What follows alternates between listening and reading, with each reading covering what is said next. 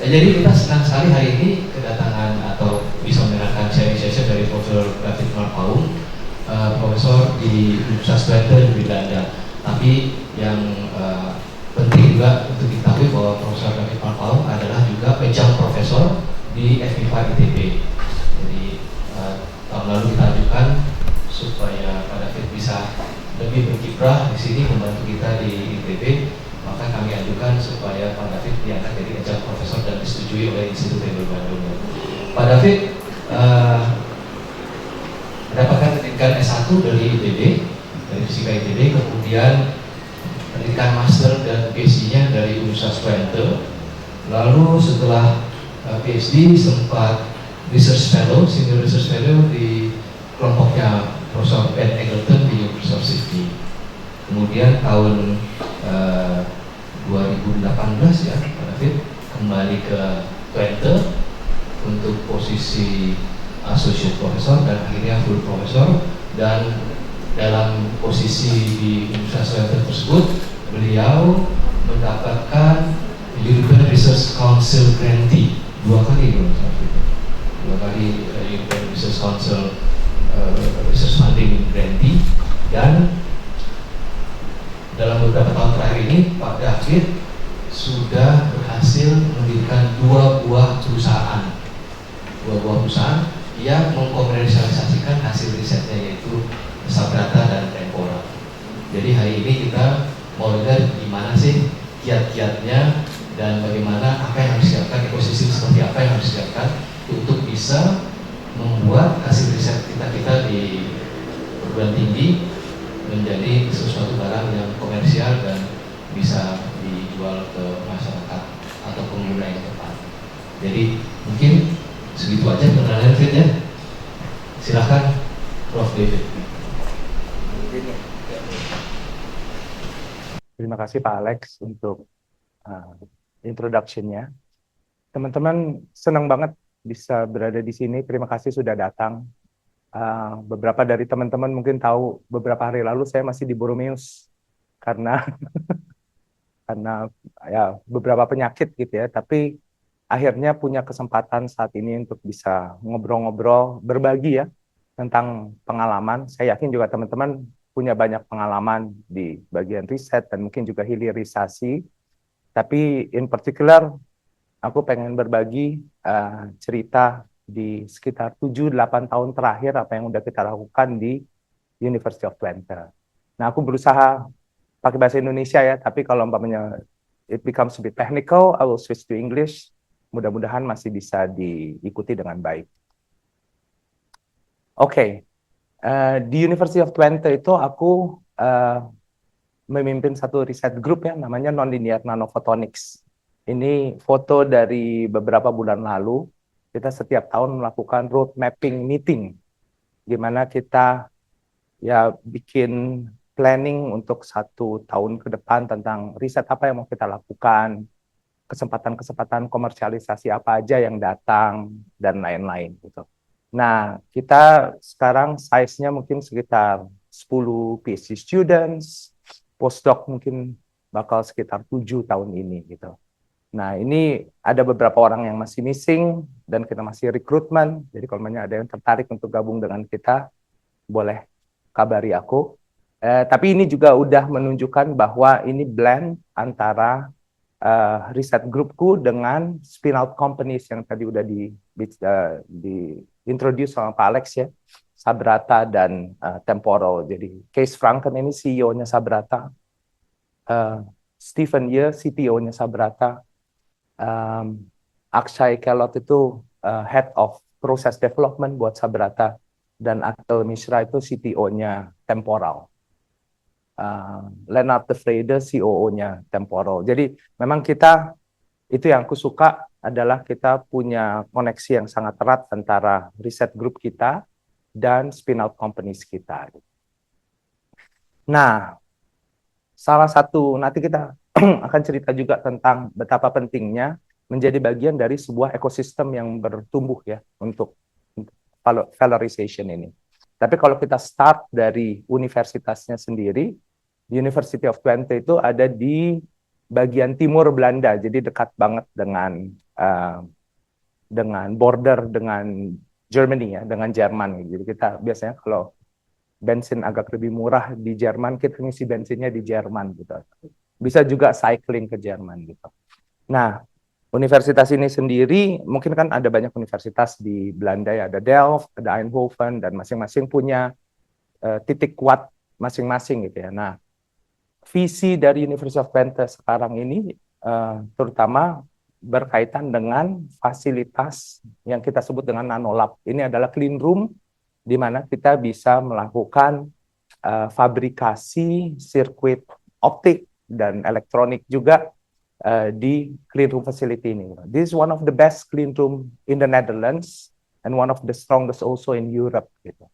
Nah, clean room sekarang ini kalau kita lihat it's pretty good, but it will get even better. Gitu. Jadi kita menjadi bagian dari beberapa inisiatif di Eropa, di mana ada mesin-mesin baru yang akan ditempatkan di clean room ini.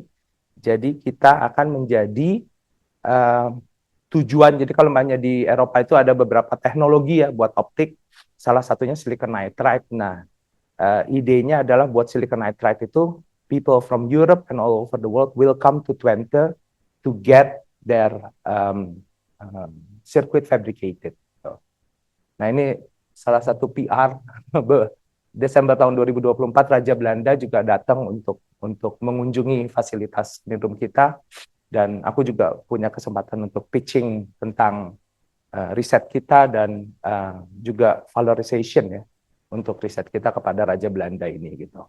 Nah, inilah yang jadi workhorse dari riset-riset yang berkaitan dengan fotonik di Twente ini. Oke. Nah,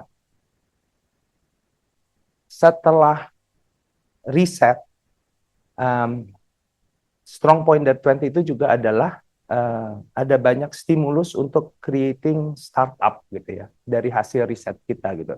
Ini kita tunjukkan hanya beberapa gitu ya, ada lebih banyak lagi yang sudah muncul gitu.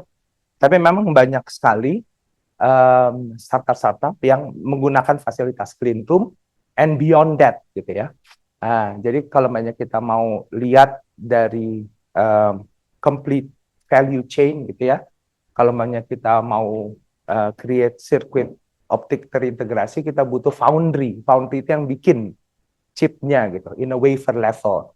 Nah, kita tuh punya 2 foundry saat ini yang fokus pada 2 teknologi yang berbeda. Satu silicon nitride, satu aluminium oxide. Gitu. Kalau aku sih ngerasa for such a small place like Twente gitu, like Enschede gitu, have 2 foundries gitu, itu tuh it's a really good thing for us gitu, because then you can get technology that has punya teknologi yang mature ya. Jadi kalau kita mau bikin produk juga kita mungkin bisa bikin sendiri sirkuit optik terintegrasinya, atau kita bisa partnering dengan teman-teman atau company-company yang bisa membuat ini lebih mature lagi dan lebih reliable ya sebagai bagian dari produk gitu. Nah, sedikit update bahwa sekarang kita lagi membangun sebuah foundry yang lebih besar lagi, namanya New Origin gitu. New Origin itu idenya adalah seperti TSMC, mungkin teman-teman pernah dengar ya, Taiwan Semiconductor. Itu tuh pure play foundry. Jadi kalau Lyonix, mereka bikin teknologinya mereka sendiri, mereka punya paten, dan mereka memfabrikasi berdasarkan paten itu.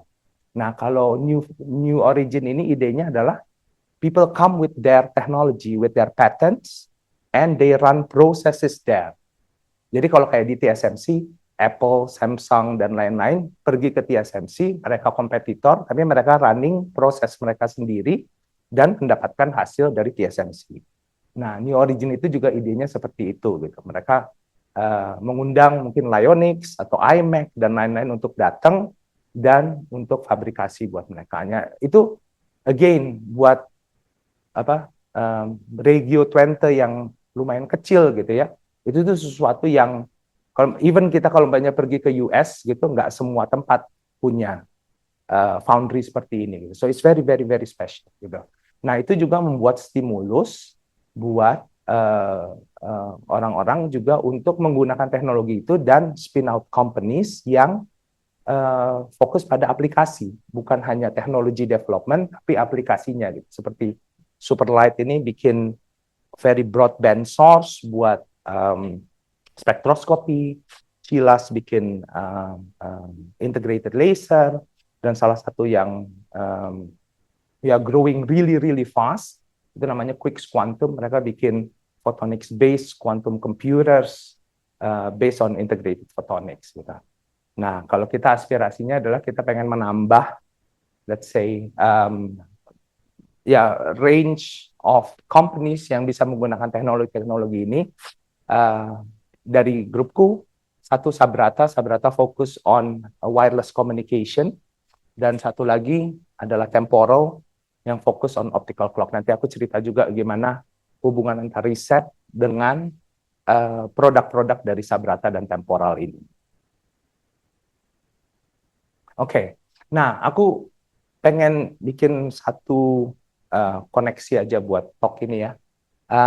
Jadi aku mau start dengan gimana sih kita memulai di riset group itu, always with the science ya. Jadi everything starts with curiosity, with science, something that we want to investigate gitu. So we start with the physics. Physicsnya adalah light and sound interaction. Nanti aku cerita gimana cahaya itu bisa digunakan untuk membuat gelombang suara.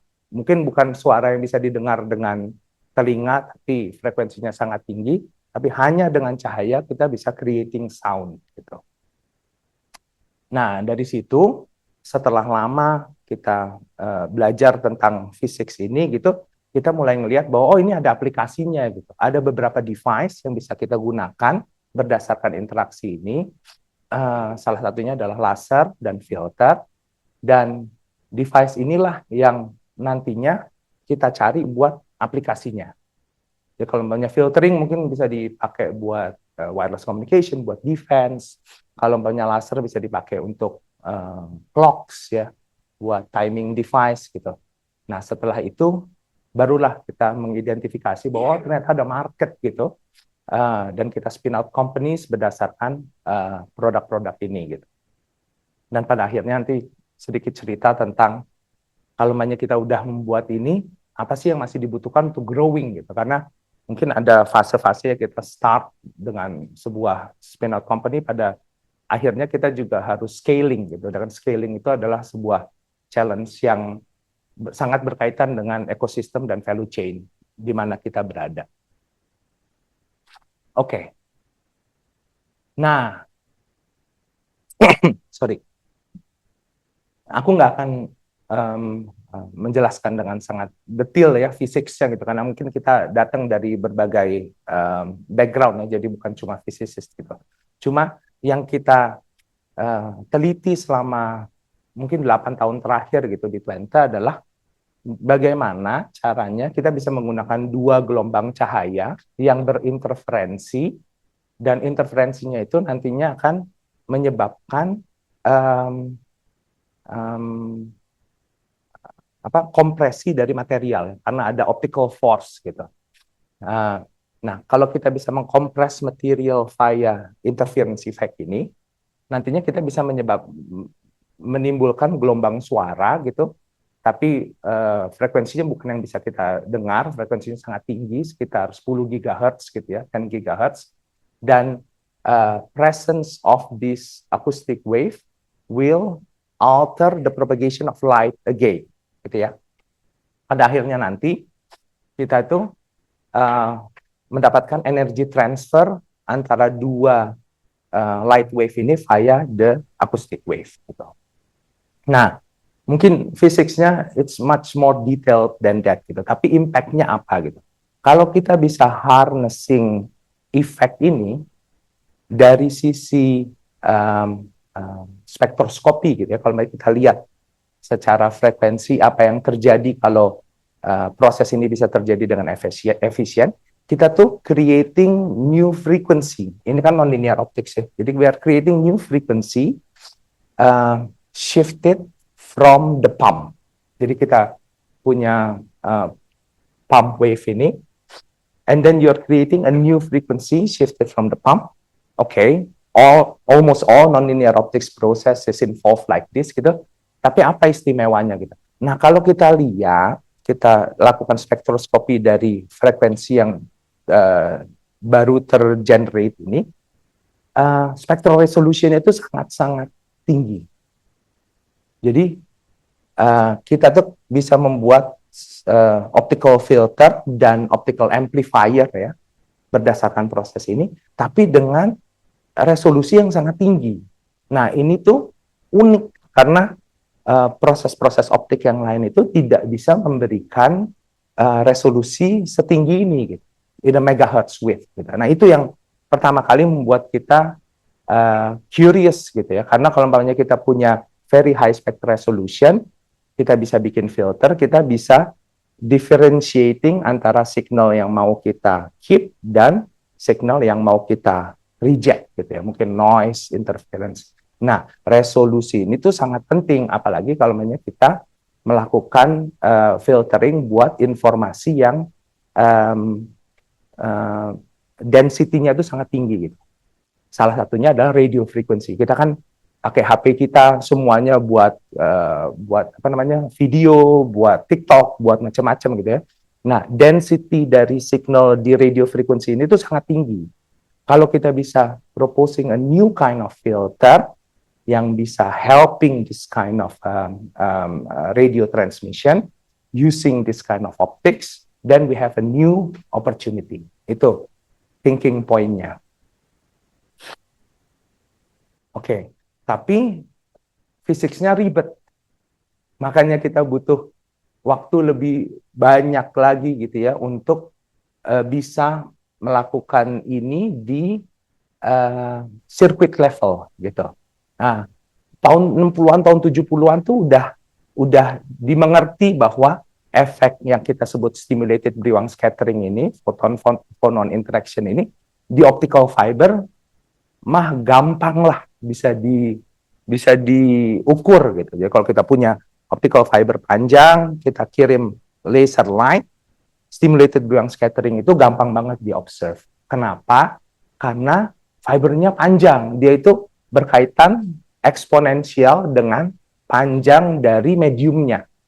Kalau umpamanya mediumnya panjangnya kilometer, efisiensinya itu sangat tinggi. Nah, problem yang mau kita solve itu adalah kita nggak mau pakai fiber, kita mau pakai photonic chip. Photonic chip nggak bisa panjangnya kilometer. Kita harus exchanging length itu dari kilometer ke mungkin milimeter atau sentimeter gitu. Nah, ini tuh exchange saja kalau umpamanya panjangnya pendek gitu, efisiensinya rendah, power butuh banyak untuk bisa mendapatkan hasil yang sama gitu. Nah, kita tuh harus cheating physics-nya.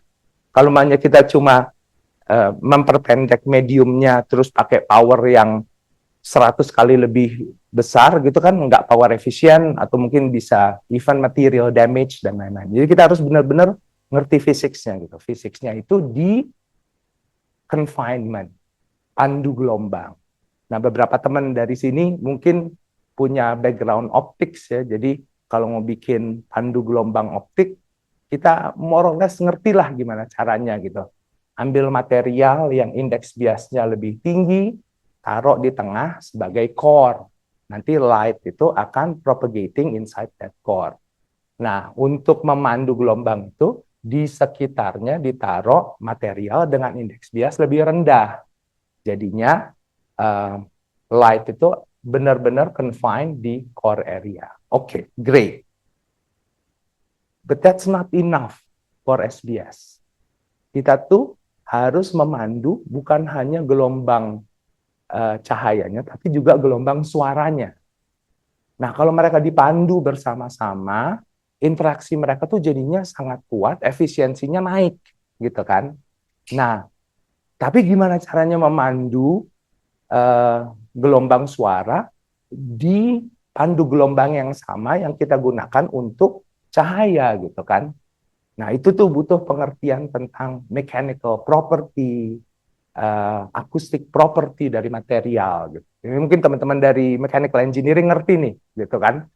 Karena aku juga banyak diskusi sama teman-teman dari mechanical engineering, they understand about sound waves, mechanical waves gitu. Nah, kita dari background elektromagnetik itu harus belajar dulu gitu, makanya lama. Nah, tapi pada akhirnya kalau umpamanya kita bisa melakukan itu, jadi both optical and acoustic waves are confined, responsnya itu jadi strong gitu, jadi kuat gitu kan. Tapi kalau kita salah desain, secara mechanical dia nggak confining acoustic wave, responnya jadi sangat lemah. Nah, beberapa tahun pertama itu kita spending only on the science. Gimana sih caranya pakai konsol ya, solid mechanics, electromagnetic, itu tuh properly simulating behavior of electromagnetic waves and acoustic waves in solid, in optical waveguide. Itu pertama. Boundary condition susah gitu kan ya, dan lain-lain. Tapi akhirnya kita solve, dan kita jadinya punya tool untuk predicting gitu. Kalau umpamanya materialnya A, B, C, atau E, F, G, dan lain-lain, combination, kita tuh bisa mensimulasikannya dengan tepat. Terus kalau umpamanya materialnya dibikin, kita ukur, agreement dari simulasi dan eksperimen kita itu cukup bagus. Gitu. Good enough to go on. Gitu. For device design. Gitu. Nah, ya itulah sedikit dari fisiknya. Gitu. Nah, visi dari grup kami itu, ada banyak grup yang melakukan ini juga gitu. Aku belajar ini dari grup di Sydney, di grupnya Ben Eggleton. Ada grup dari Yale, ada grup dari EPFL, ada grup dari Sandia, macam-macam gitu ya. Ini salah satu topik yang cukup hangat di photonics gitu. Tapi kita bikin distinction. Distinctionnya adalah, kan tadi kita lihat kan materialnya, permasalahannya material. Material ini kan bisa diganti-ganti macam-macam gitu. Ada yang material lunak seperti polimer atau chalcogenide atau material-material semikonduktor dan lain-lain gitu. Tapi kita pengen punya visi bahwa kalau kita berhasil inducing effect ini, harus ada translation-nya, teknologinya gitu ya. Jadi kita being narrow. Narrow-nya adalah kita hanya mau ngelihat material yang bisa dibuat secara scalable. Nah, di photonics itu ada perbedaan. Ada material lab yang kita bisa bikin di lab, will never go to market because it's unstable dan lain-lain. Ada material-material yang memang industri sudah mau memproduksinya secara scale gitu. Nah, kita cuma maunya segala advantage dari efek yang kita lihat ini ya, nantinya kita bisa lihat bahwa dia bisa bikin laser yang sangat quiet gitu ya, sangat low noise, filtering yang tadi kita udah lihat dengan resolusi sangat tinggi dan lain-lain. Nah itu tuh kita pengen bisa diintegrasikan secara wafer level. Jadi nggak cuma die level atau satu chip doang bekerja, 100 yang lainnya nggak bekerja. Kita mau punya yield yang tinggi, mature technology gitu. Nah, kalau kita bicara tentang itu, di photonics itu sebenarnya nggak terlalu banyak material yang bisa di-scale up. Gitu. Nah, 4 material inilah yang kita lihat selama 8 tahun terakhir, karena punya potensial scale up yang sangat tinggi. Silicon nitride, seperti tadi aku udah cerita, ada di Twente gitu kan, foundry-nya. Jadi kita bisa cepet gitu kerja sama foundry, untuk minta mereka untuk fabrikasi dan lain-lain gitu. Indium phosphide ada di Eindhoven. Eindhoven itu sekitar 2,5 jam lah ya dari Twente gitu. Salah satu hub photonics technology, tapi fokusnya bukan silicon nitride, tapi indium phosphide. Gitu. Nah ini sneak peek ya, belum pernah ada yang tahu di dunia bahwa beberapa minggu lalu kita measure for the first time very strong effect of SBS in indium phosphide. That will open completely new chapter for us, karena indium phosphide ini adalah material yang sangat scalable dan sudah dipakai untuk pluggables di data center gitu kan. Nah, Terus ada material-material lain, silicon photonics, dan yang nanti Sabrata, salah satu spin-out kita fokus adalah thin film lithium niobate. Yang aku bisa laporkan di sini adalah di semua material ini, karena kita punya pengertian tentang fisiknya, bisa simulasi, punya partner yang bagus untuk foundry-foundry yang mau bikin ini, kita tuh udah measure efek ini di seluruh material ini gitu. Jadi material problem is almost solved for us gitu. Nah, ini cuma menunjukkan chart aja gitu dari kita awal bekerja di sini gitu ya. Kan kita lihat tadi optical fiber bisa kilometer panjangnya tapi efisiensinya rendah. Kita tuh udah increasing via judicious design dan lain-lain more than 400 times. So material problem is, I can safely say it's solved gitu ya. Nah, sekarang kita mau mulai lihat, oke, kalau kita punya scalable material, punya physics effect yang menarik ini, kita bisa melakukan apa gitu. Ini beberapa PR aja ya. Jadi secara scientific juga it's very prominent. So we have a few good articles starting from 2022 to 2026 gitu. Dan juga creating impact melalui ya apa sih outreach ya dari websitenya Twente sendiri, banyak hasil-hasil kita yang make it to the front page of the university website, dan dari situ juga making it to the mainstream more popular media gitu, Fish.org dan lain-lain gitu. Jadi yang mungkin aku mau tekankan adalah for us it didn't start with business. It didn't start with I want to make a company. It always starts with we are curious about the physics of this and we want to completely understand it. Gitu. Nah, dari situ kita mulai berpikir, oke, apa sih yang bisa kita pakai dari efek ini gitu? Karena sayang banget kan kalau kita udah tulis paper, terus chipnya langsung masuk tempat sampah gitu kan. Nah, yang sudah dimulai dari saat kita di Sydney juga adalah focusing on this high spectral resolution yang udah aku ceritakan tadi gitu. Nah, ceritanya tuh kayak gini. Kalau umpamanya kita, ini konteksnya defense mungkin ya. Jadi, jadi let's say if we have two drones atau two planes gitu, we want always to establish communication between them gitu kan. Nah, kalau umpamanya kita charting di space ini frekuensi, ini signal strength gitu ya, mungkin communication signal di antara dua drone ini bisa kita representasikan dengan signal content seperti ini gitu. Tapi kan nggak semuanya friendly pada saat ini, particularly now the world is not so friendly gitu. Jadi kalau banyak mungkin this kind of signal will be jammed gitu ya. Kalau banyak ulang lagi, ada salah satu frekuensi spesifik biasanya sangat kuat gitu untuk overwhelming the communication gitu. Nah, kalau umpamanya signalnya sangat spesifik, radio frequency is already pretty good for that gitu. Jadi kita di radio frequency purely ya without photonics itu bisa bikin filter yang memang sangat spesifik frekuensinya dan sangat kuat atenuasinya. It's a solved problem gitu. Tapi kan sekarang juga semuanya dynamic gitu ya. Jadi jammer juga bisa easily changing their frequency to elude the existing filter gitu.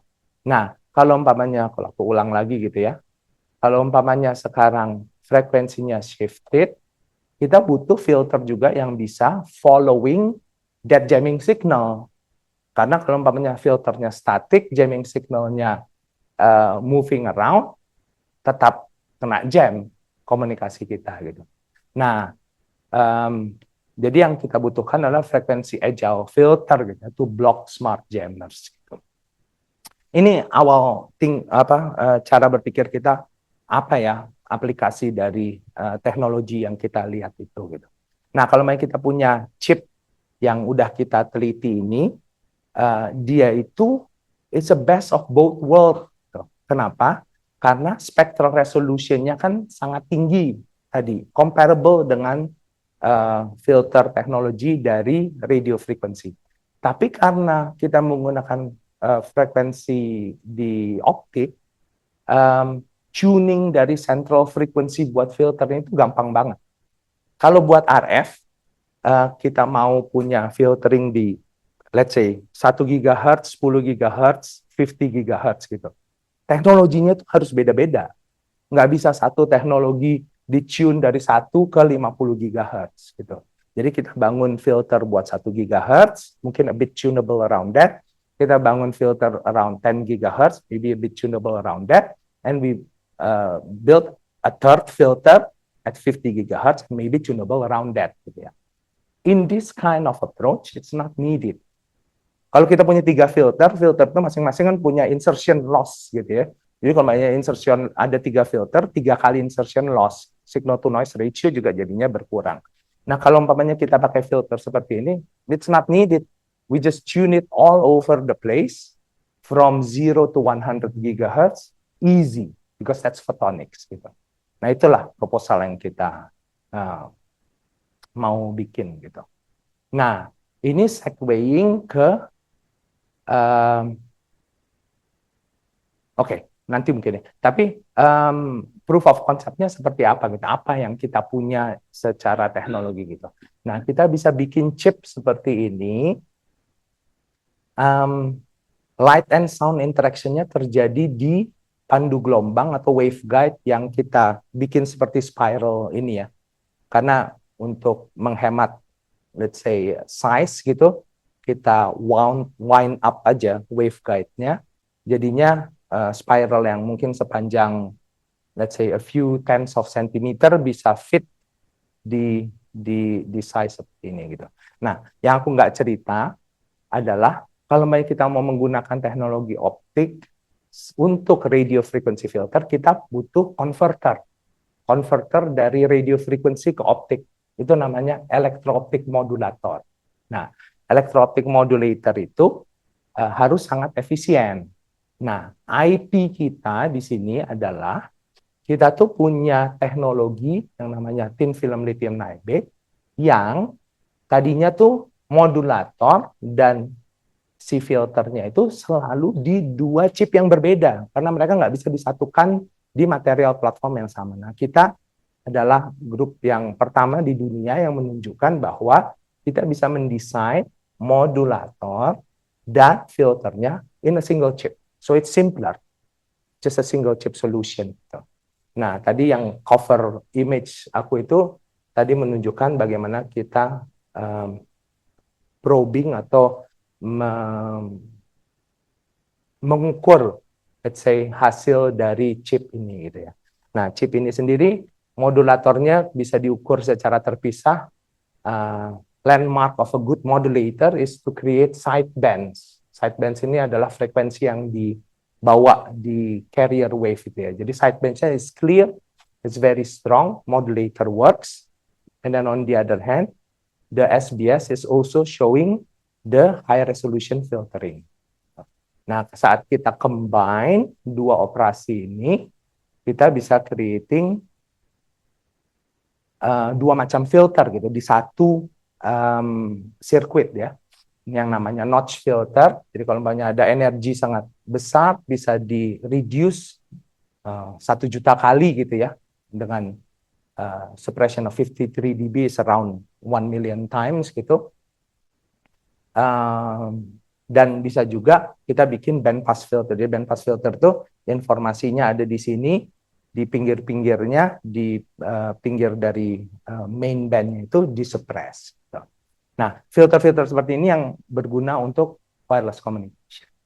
Nah, aku mau segueing ke Sabrata. Sabrata itu spin out pertama kita. Kita launching mungkin sekitar bulan November tahun lalu gitu. Jadi masih sangat cukup muda gitu. Rasionalnya sama dengan apa yang tadi udah diceritakan. Tapi kita tahu dari previous experience if you want to go to market immediately with defense, it's very difficult. Because defense itu enggak, ya defense, kalau umpamanya kabelnya kelihatan aja, musuh bisa tahu cara berkomunikasinya dan lain-lain, frekuensinya. Jadi mereka sangat-sangat tertutup gitu untuk spesifikasi-spesifikasi yang mereka butuhkan. Mereka cuma kasih a bit of cloud aja yang you're in the right direction or not gitu. Nah, itu tuh waktu di grupnya Ben Eggleton di Sydney itu kita engaging a lot with defense, dan perspektifku pada saat itu adalah it's a very difficult first market to launch. Gitu. Makanya Sabrata dengan teknologi yang mirip-mirip berusaha launching di civilian space gitu kan, untuk wireless communication for next generation. Kita kan 4G, 5G, 6G gitu kan. Nah, for 6G communication itu data rate akan sangat tinggi, peran dari optics itu dengan combination with wireless itu is a must gitu ya. Nah, kita pengen providing solutions buat market ini gitu. Nah, timnya Sabrata ini ada 5 orang, co-foundernya aku, Kees Franken, Stephen Ye, sama Akshay Kellogg. Jadi Kees itu dapat PhD-nya di Twente dan di Harvard. Harvard itu tempat di mana teknologi thin film lithium niobate itu was launched about 7 years ago gitu ya. Stephen dan Akshay itu dulu PhD student di grupku. Stephen itu expert di sistem, Akshay itu expert di fabrikasi. Karena kita masih harus mengontrol teknologi kita sendiri. Nah, Richard Fisher ini external advisor ya, karena dia dulu foundernya Smart Photonics. Jadi dia bisa memberikan input tentang business direction gitu. Nah, ceritanya adalah buat Sabrata ini adalah kalau banyak kita nonton konser gitu ya, in a very tight space, you have a lot of people, and nowadays anak-anak muda itu, teman-teman, mungkin kalau nonton konser itu nggak ngelihat artisnya, tapi lewat HP gitu kan. Jadi karena always streaming, videoing, and then always making connection to the cloud gitu. Nah, kalau banyak di space yang agak gede dan lain-lain, it's okay. Tapi kalau cram 100,000 people inside the stadium, you need bandwidth to cater these young people gitu kan. Dan teknologi wireless, electrical wireless sendiri nggak cukup buat itu gitu. Nah, Sabrata itu pengen proposing combination of optical modulator dan optical filtering gitu untuk membantu apa yang namanya distributed antenna system. Jadi kalau umpamanya buat catering banyak orang kayak gitu, nggak bisa satu antena doang di tengah gede gitu. Jadi kita harus distributing a lot of small antennas, a lot of them, dan masing-masing dihubungkan dengan optical fiber ke central unit gitu. Nah, di tempat di mana ada antena dan lain-lain itu, conversion dari radio frequency ke optical untuk ke fiber itu dibutuhkan, gitu kan? And a bit of pre-processing for filtering different signal is needed, gitu. Nah, itulah jadi business case-nya Sabrata, gitu ya.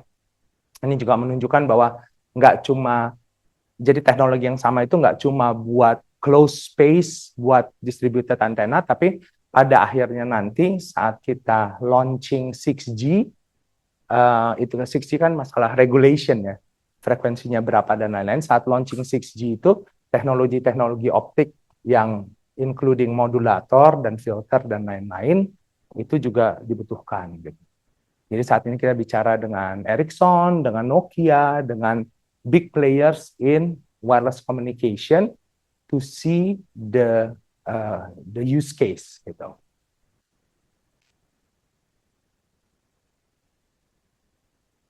Nah, ini sedikit tentang Sabrata sendiri gitu ya. Core teknologinya sendiri adalah optical modulator itu. Jadi kalau aku sempat ngobrol sama beberapa teman gitu ya, beli dari Tor Labs gitu. Tor Labs itu tempat di mana kalau kita mau beli peralatan optik itu paling lengkap gitu ya. Kalau kita beli dari Tor Labs, optical modulator itu biasanya gede karena dia berdasarkan bulk crystal gitu. Nah, this new kind of technology itu bisa reducing the size of the modulator tremendously. Jadi dia bisa diintegrasikan in a chip level gitu. Itu satu. Yang kedua, kita punya IP buat filter teknologi ini kan. Jadi kita bisa mengintegrasikan modulator yang sudah kecil tadi dengan filter yang bisa diubah-ubah bentuk transmisinya. Jadi kita via judicious design gitu ya, IP-nya adalah dengan mendesain itu kita bisa bikin bentuk filternya seperti ini atau bentuk filternya segitiga dan lain-lain gitu ya. Hanya dengan mendesain bagaimana waveguide-nya itu di wound up gitu di chip. Nah, salah satu kekuatan kita juga kita punya resepi untuk membuat thin film lithium niobate itu low loss karena loss itu sangat penting gitu. Dan dengan kerjasama dengan grupku, testing juga jadinya lebih gampang gitu karena tes-tes buat modulator dan filter seperti ini membutuhkan frekuensi yang cukup tinggi di RF gitu ya. Jadi kita punya testing capability up to 50 GHz gitu. Jadi Sabrata juga bisa dengan facility sharing agreement dengan universitas gitu, bisa juga memanfaatkan infrastruktur yang sudah ada di grupku gitu. Nah ini sama aja sih. Jadi sebenarnya IP-nya atau gimana sih caranya filternya bekerja gitu ya melalui stimulated gluon scattering, judicious design of the waveguide structure gitu. Jadi kita bisa tuning mau ultra high resolution atau flat top filter hanya dengan desain aja gitu. Jadi nggak perlu expensive ways to do this. Oke. Nah, itu sedikit tentang Sabrata. Nanti mungkin kalau ada pertanyaan kita bisa ngobrol-ngobrol gitu. Aku mau segueing ke kasus kedua gitu. Nah, stimulated gluon scattering ini nggak cuma bisa dipakai buat filtering, tapi bisa dipakai juga untuk membuat laser. Laser itu backbone of any optical technology. If you want to do sensing, you need a laser. If you want to do communication, you need a laser. If you want to do spectroscopy, you need a laser, gitu ya. Jadi it's very very important. Of course, ada banyak jenis dari laser gitu. Nah, trennya sekarang adalah melihat purity dari laser ini gitu. Kalau lasernya sangat pure, noise-nya di frekuensi dan di intensity itu rendah, kita bisa melakukan lebih dari apa yang biasanya kita lakukan sebelum-sebelumnya gitu. Ini aku pinjam dari Vicent Photonics gitu ya. Ini menunjukkan bahwa chart ini semakin ke kanan, lasernya itu semakin pure. Nah, itu digambarkan dengan narrower and narrower line width. Nah, kalau umpamanya nggak terlalu pure ya laser pointer seperti ini gitu, ini kayaknya kan nggak bekerja di sini gitu ya. Cuma laser pointer seperti ini nggak butuh purity karena kita cuma untuk pointing gitu kan. Nah, legacy telecommunication itu juga nggak terlalu banyak membutuhkan laser purity gitu.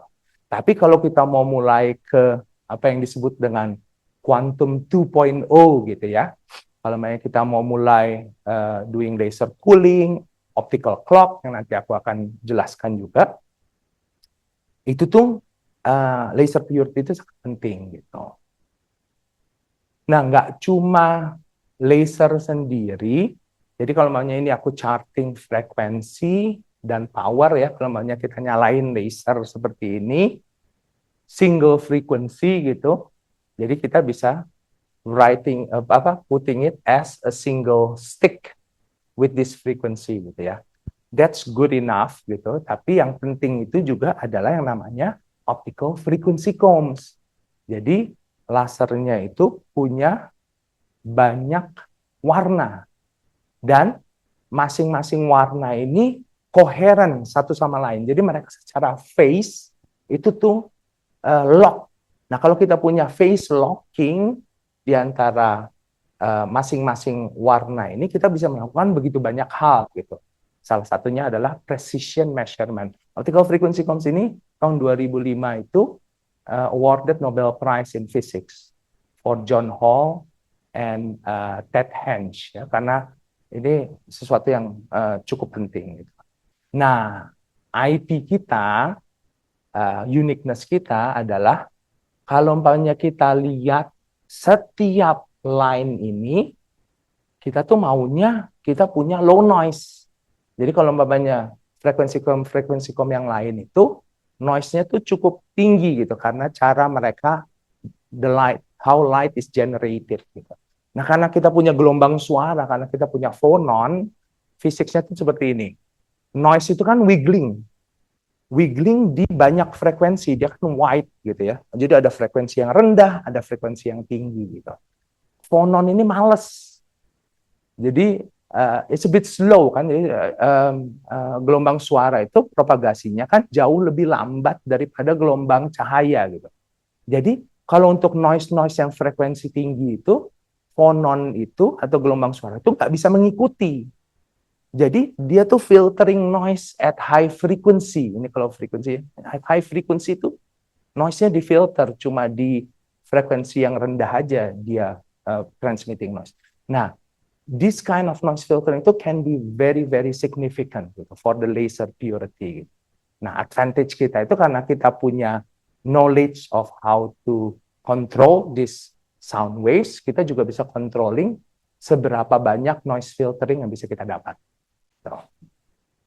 Nah, kita punya jadinya jalan menuju laser dan frekuensi kom yang noise-nya sangat rendah. Nah, kalau umpamanya ada sih teknologi-teknologi yang lain gitu yang juga berusaha mendapatkan efek yang sama, tapi biasanya mereka tuh sangat bulky gitu. Nah, ide kita adalah dengan stimulated Brewang scattering itu kita bisa integrating on a chip and integrating on a wafer level. Jadi kita bisa bikin banyak laser ini dan frekuensi comms ini in a wafer scale gitu. In a single wafer you can get many lasers gitu. Scalability becomes economics. Makanya kita mau ngelihat, oh ada bisnis opportunity apa nih kalau kita udah bisa melakukan ini gitu. Datanglah temporal. Temporal ini agak lebih muda daripada Sabrata, sekitar 6 bulan lah shifted, tapi ya at the same time lah, sama-sama terbentuknya tim Sabrata dan temporal ini gitu. Nah, roleku sama di Sabrata dan di temporal sebagai chief scientist so far ya pada saat ini. Setelah masuk rumah sakit mungkin jadinya harus direconsider gitu. Cuma tim kita tuh agak berbeda ya kalau kita lihat dari Sabrata itu. Aku membuat dua company ini opportunity dari sisi teknologi, tapi juga dari sisi people. You have the right people at the right time. You just have to bite the bullet and go, gitu ya.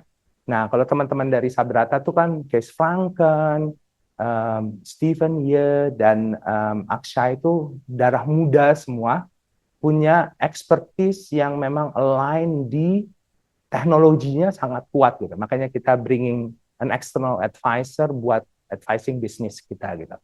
Nah, kalau temporal ini agak berbeda. Akhil Misra ini CTO-nya itu postdocku. Dia punya background yang sama, mirip-mirip sama aku gitu. Stimulated Brewang scattering, laser, nonlinear optics, dan lain-lain. Tapi kita punya dua orang yang sangat tune into business. Lennart de Vrede ini PhD, kerja di Mesa Plus di universitas juga, tapi dia punya extensive industrial experience dan dia role-nya sekarang sebagai business developer di University of Twente. Nah, dia take up the mantle of Chief Operating Officer di temporal. Yang kalau buat kami ya cukup mengejutkan adalah Edwin Steenhausen. Edwin Steenhausen ini purely dari industri. Dia 20 tahun terakhir itu jualan optical clock, which is bukan optical clock, atomic clock ya. Nggak based on optical technology, tapi dia udah tahu bahwa ada market buat clock, gitu. Ada market buat teknologi ini gitu. Nah, sedikit aja, Temporal ini idenya adalah membuat optical clock yang bisa ditaruh di berbagai platform. Nanti beberapa slide ke depan aku ceritain tentang ide kita gitu ya. Cuma kita pada akhirnya bisa securing somebody from industry, not only technology gitu. Karena kadang-kadang sekarang kita kan regularly ketemu dengan potential investor gitu.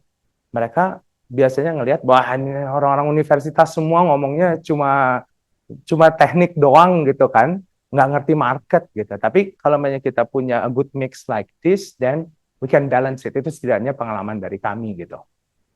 Oke, problem apa sih yang di-solve sama Temporal? Nah, saat ini tuh kehidupan kita itu sangat bergantung sama GPS. Unfortunately, kalau aku nggak tahu jalan, jadi harus lihat GPS gitu kan.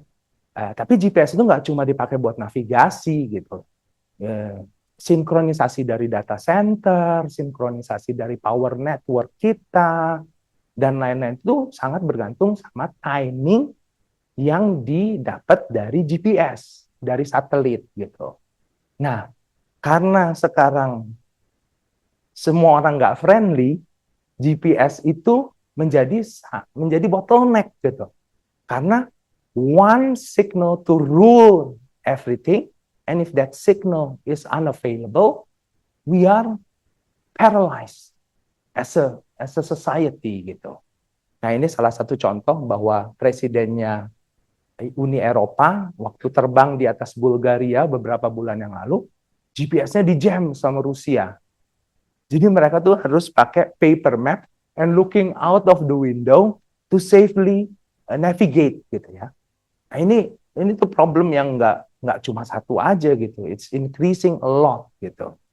Nah, jenis-jenis disruption dari GPS itu tuh ada yang tadi dibilang signalnya di-block, jadi nggak bisa navigasi. Ada yang lebih jahat lagi, signalnya dipalsukan gitu. Jadi kalau kita nggak punya reference yang bagus di vehicle kita ngikutin terus tiba-tiba kalau umpamanya di plane gitu ya, go into the ground gitu kan. It can be very dramatic gitu. Nah, sebelum kita proposing solution, kita harus tahu gimana sih sistemnya saat ini dilakukannya gitu. Everything is related to satellite. Nah, di satelit-satelit GPS, ada juga satelit dari Cina, ada Galileo juga dari Eropa gitu. Mereka itu sebenarnya, kan kalau kita kan positioning gitu ya, kita sebenarnya nggak dapat position gitu. Info yang kita dapat dari GPS signal itu adalah timing. Nah, timing plus acceleration plus sensor-sensor yang lain bisa menentukan speed, position, dan lain-lain. Tapi yang paling precise yang kita dapat dari GPS itu adalah timing signal. Timingnya dari mana? Atomic clock. Jadi kalau kita punya clock seperti ini gitu ya, it's imprecise gitu. Setelah satu hari mungkin it deviates by 1 second gitu. Oke, kalau banyak aku losing 1 second, it's not so dramatic gitu ya. Tapi kalau buat mission-mission yang critical, losing 1 second is crazy gitu kan. Nah, untuk solving itu ditaruhlah yang namanya Maser atomic clock. Gitu. Atomic clock yang berdasarkan transisi atom hidrogen gitu ya. Dia mungkin besarnya sekitar segini, lumayan berat, dan dua permasalahannya adalah cukup mahal gitu ya. Maybe €250,000 gitu or more. Dan hydrogen maser ini typically teknologi yang berasal dari Rusia. Nah, kalau kita di Eropa itu lumayan, geopolitik itu lumayan bermasalah sekarang. Jadi kita butuh teknologi yang Europe made. Nah, gimana cara bekerjanya? Ya seperti tadi aku bilang gitu ya, atomic clock ini itu tuh sebenarnya cuma source gitu ya, microwave source yang didisiplinkan oleh atom. Jadi kalau umpamanya atom ini flipping spin-nya, frekuensinya itu buat cesium, itu tuh udah spesifik banget gitu. Makanya yang kalau kita dulu belajar di SMA kan, atom cesium 9, sekian sekian sekian sekian sekian sekian sekian sekian sekian, presisinya tuh sangat tinggi gitu. Nah, kalau kita punya source yang bisa didisiplinkan dengan frekuensi yang tepat ini, kita punya clock. Karena kalau kita bisa measure frequency very very specific, we can measure time very very specific. Jadi idenya seperti itu. Nah, GPS satellite ini via radio frequency disseminating timing information ke user seperti kita gitu. Mau self-driving car, mau plane, mau drone dan lain-lain. Dan nggak cuma itu ya, karena data center, telecommunication network, grid itu semua butuh clock. Kemarin aku ngecek ada provider clock seperti ini, tapi agak lebih kecil ya, cesium clock. Dia itu market leader di Switzerland, namanya Oscillo Quartz. Dia baru di-acquire sama company di Jerman namanya Atran. Lihat di websitenya, mereka making a sale yang dibuat itu dijualnya kemana? Ke Bank Mandiri. Jadi bank itu untuk stamping ini transaksi ini terjadi pada timing segini itu butuh atomic clock untuk precision ya. Jadi precision time itu tuh trust based gitu. Jadi kalau kita bisa trusting timing source kita, itu jualannya gitu kan. Nah, kalau ini di jam, sistemnya down. Dan itu real risk gitu. Nah, ide dari temporal itu adalah gimana kalau kita menggunakan optical technology. Kalau yang kemarin itu, yang tadi aku ceritakan itu, microwave technology around 9 GHz gitu ya. Nah, optical technology itu frekuensinya 200 terahertz gitu ya. Jadi dengan frekuensi yang lebih tinggi itu, kita bisa measuring time lebih precise sebenarnya. Sama seperti kalau kita punya jam, cuma ada menitnya, ya udah, kita cuma segitu aja bisa mengukur waktu. Tapi kalau punya ada detiknya, lebih precise lagi gitu kan. Nah, itulah analoginya. Kalau kita pakai optik, presisinya itu sebenarnya lebih tinggi. Tapi gimana caranya supaya kita punya clock yang presisi, tapi nggak cuma itu, kecil juga. 1000 kali lebih kecil, mungkin akurasinya lebih tinggi karena optical frequency, dan bisa dibikin nggak cuma satu, tapi 10.000. Gitu kan? Scalability, again, everything comes back to scalability. Because it needs to be economically viable, gitu kan?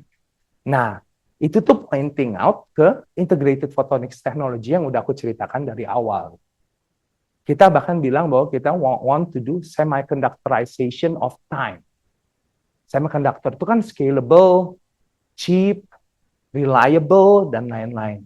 How about implementing that to time industry gitu. Jadi idenya adalah mungkin kita nggak butuh satelit lagi gitu. Kalau banyak kita punya timing device yang sangat presisi, ya udah kita bawa aja sendiri di mobil kita, di plane kita, di drone kita. Atau kalau memang dia sudah cukup cheap, bisa disebar di network di mana-mana karena cost-nya nggak terlalu tinggi gitu kan. Itulah starting point dari business case-nya temporal gitu. Nah, kita percaya bahwa impact-nya adalah precision of time yang biasanya hanya ada di lab, itu tuh will go to the masses. Will go to every lamppost in every street corner. Idenya ya. Karena semiconductorization itu. Nah, ini tuh teknologi yang belum ada gitu. Jadi kadang-kadang teknologi yang belum ada itu aplikasinya juga masih nebak-nebak gitu. Tapi ada beberapa yang udah bisa kita kalau banyak kita punya akurasi, resiliency dan lain-lain itu, kita bisa berpikir mungkin kita bisa tanpa GPS bisa navigating with millimeter precision gitu kan, atau precise drone delivery gitu. New York apartments gitu kan, kalau kita mau putting different package gitu kan, harus butuh presisi yang sangat tinggi gitu. Buat network, buat eksplorasi oil and gas, buat precision agriculture, dan salah satunya juga adalah high frequency trading gitu kan, yang butuh timing yang sangat presisi gitu. Nah, itulah passion kita gitu. Nah, tapi gimana cara bikinnya gitu. Nah, ini oversimplified topology of an optical clock gitu ya. Kita butuh source yang harus didisiplinkan dengan atom, tapi di optical frequency. Measuring directly in optical frequency is expensive. Makanya kita butuh, tadi yang aku ceritakan, optical frequency combs buat gearing down frequency dari 200 terahertz itu ke a few gigahertz. Gitu. Nah, jadi kalau secara optik, kita bisa ngelihat bahwa tiga inilah yang harus kita integrasi. Laser yang sangat low noise, frequency comb, dan atomic vapor cell. Kita sedang mengerjakan ini, tapi kita udah punya exciting result gitu ya. IP kita adalah kita tuh bisa mengintegrasikan 2 dari 3 key komponen ini in a very small chip gitu. Nah, ini just showing a few chips gitu ya yang kita tape out dari foundry Lyonix. Jadi mature technology, kita nggak bikin sendiri. Dan di area sebesar 1,2 kali 0,6 mm ini kita udah punya 2 komponen. Laser yang sangat quiet ditunjukkan dengan line width sebesar 10 Hz gitu, dan optical frequency combs. So this IP makes us in a much better position to get to the size that is needed buat payload di drone, umpamanya kan nggak boleh terlalu berat dan terlalu besar gitu ya. Again, it goes to integrated photonics, it goes to the science that we looked at 7 years ago. Oke, aku masih ada waktu nggak? About 10 minutes, oke. Aku cuma cerita tentang perspektif aja ya, dari pengalaman. Nah, integrated photonics itu is very peculiar. Mungkin beberapa teman yang hadir di kuliah udah pernah lihat roadmap ini gitu ya. Kalau kita mau melakukan integrated photonics itu, all the way, kita harus pilih material gitu ya, yang kita pakai buat wafer kita atau chip kita. Kita harus desain waveguide. Dari desain waveguide itu kita harus layouting, very similar to electronics gitu ya. Layouting dari sirkuit itu sendiri. Dari layouting itu kita harus melakukan fabrikasi, making wafers, clean room work. Dari situ kita singulating, ambil satu sirkuit gitu, baru masuk ke arah testing. Jadi sirkuit itu harus dites loss-nya dan lain-lain. Dan setelah kita percaya bahwa oke lah ini chip yang kita butuhkan gitu, biasanya kita melakukan packaging. Karena lines buat optical signal, electrical signal itu biasanya banyak gitu ya. Jadi kalau misalnya kita melakukannya cara-cara lab gitu, kita nggak bisa akses semua portnya gitu. Jadi kita butuh packaging, baru kita bikin produk gitu. Nah, ini tuh aku juga tadinya awalnya lumayan naif gitu ya. Berpikir bahwa everything needs to be in-house. We have to be able to do this, to do that, to do this, to do this.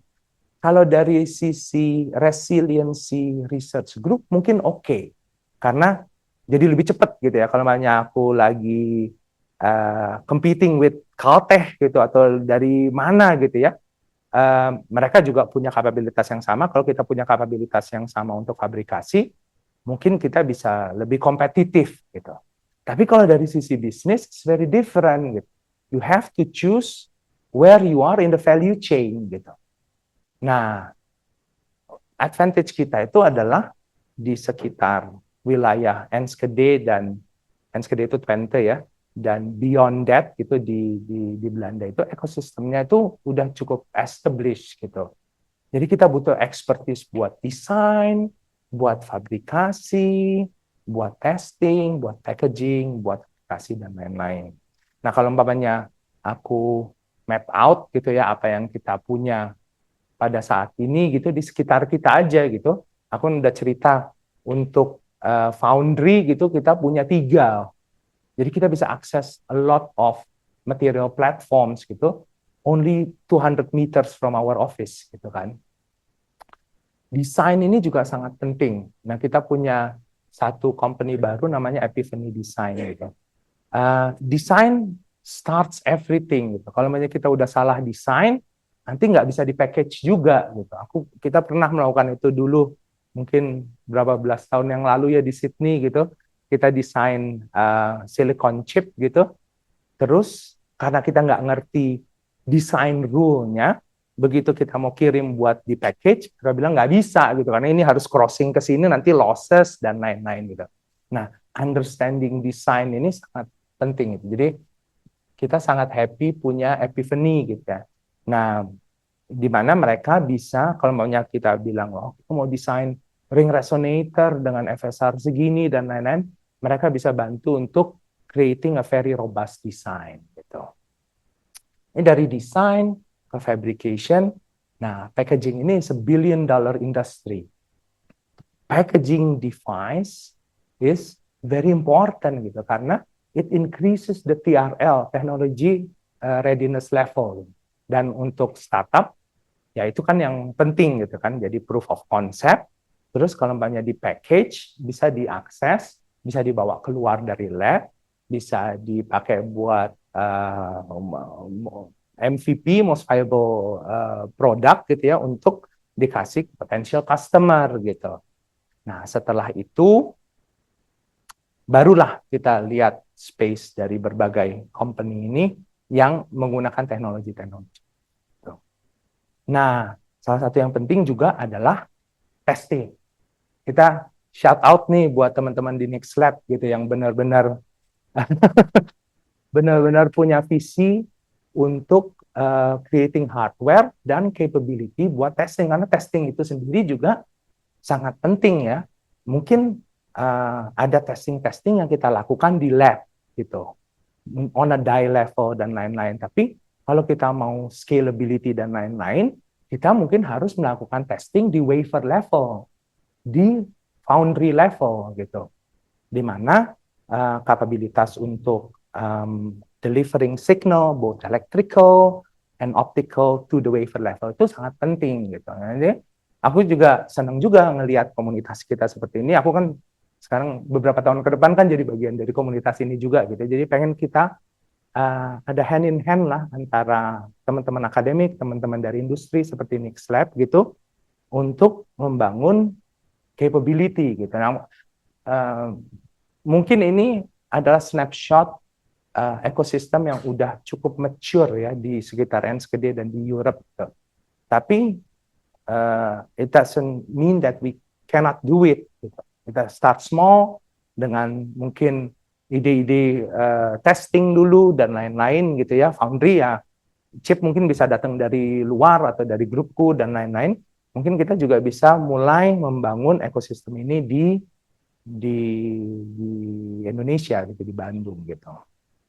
Nah, ekosistem itu sangat penting ya. Jadi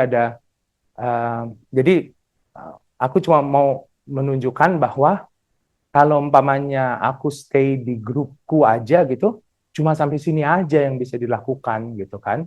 Jadi bikin chip kita bisa lah, measuring chip kita bisa. Tapi beyond that is just a chip gitu kan.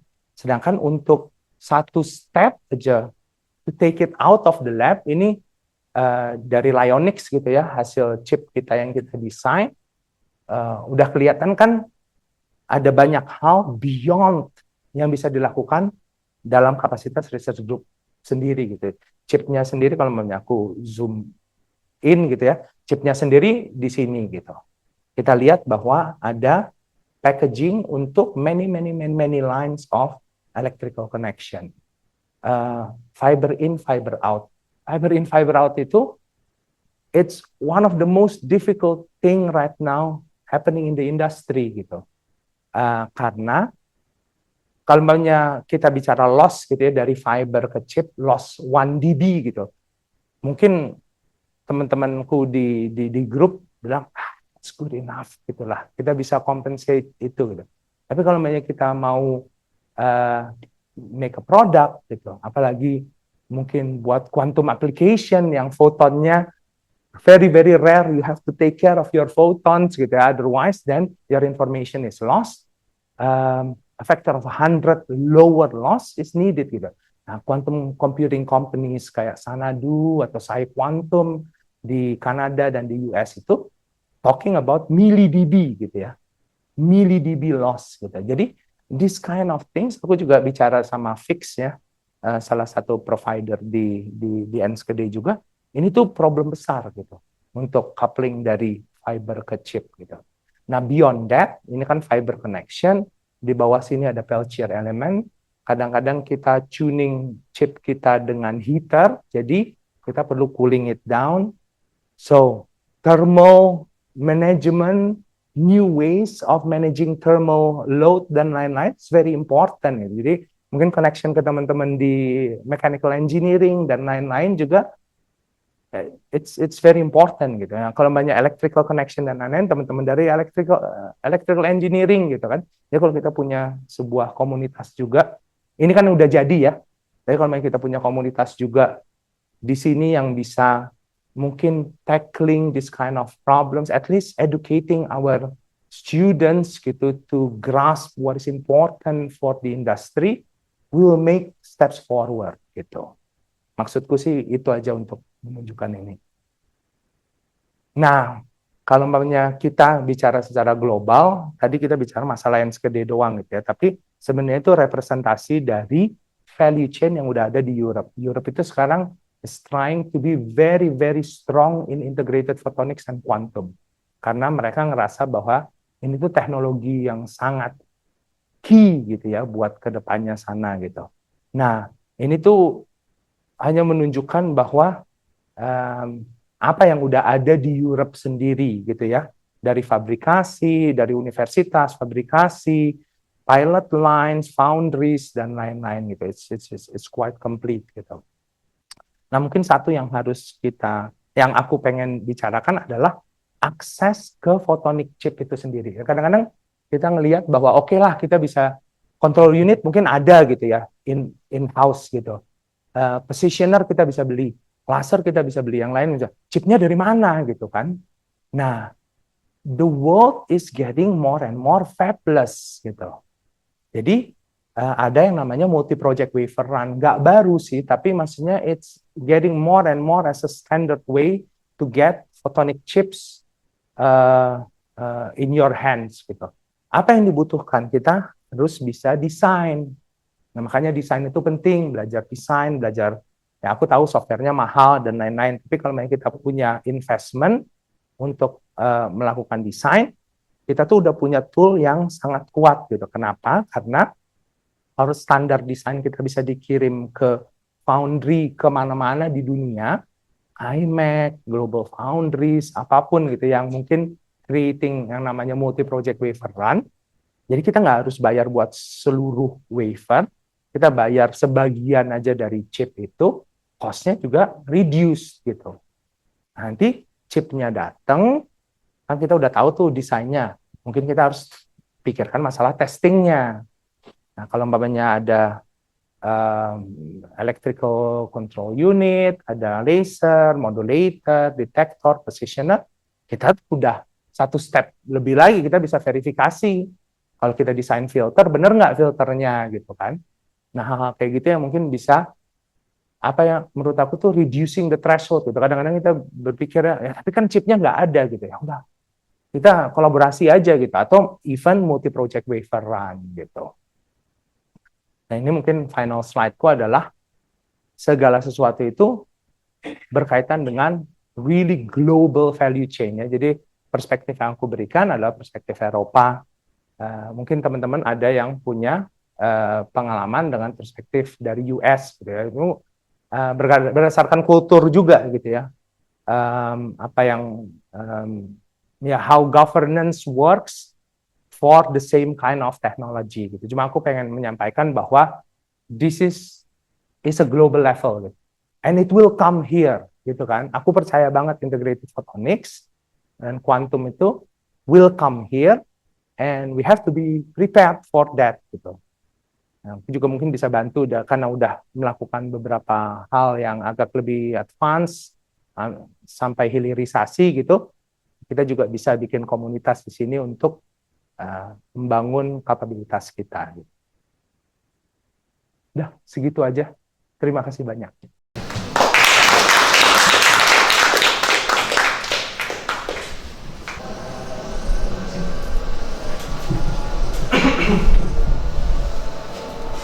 Oke. Yang bisa saya summarize bahwa kita harus mulai dari kita sendiri aja, dari bisnis kita mengerjakan sesuatu, cari niche market atau cari niche produk yang kemungkinan bisa punya market. Tapi di samping itu perlu kerjasama ya, perlu kerjasama bukan cuma orang fisika, orang elektro, dari material, dan juga ada ekosistem yang bisa kasih kita informasi ini berada, ini berada. Itu yang mungkin kita nggak ada di sini ya, yang terakhirnya itu. Kalau kerjasama mungkin kita bisa bangun dari sekarang ketemu. Saya kira itu pesan terakhir dari hasil sharing Pak David hari ini ya. Kalau gitu kita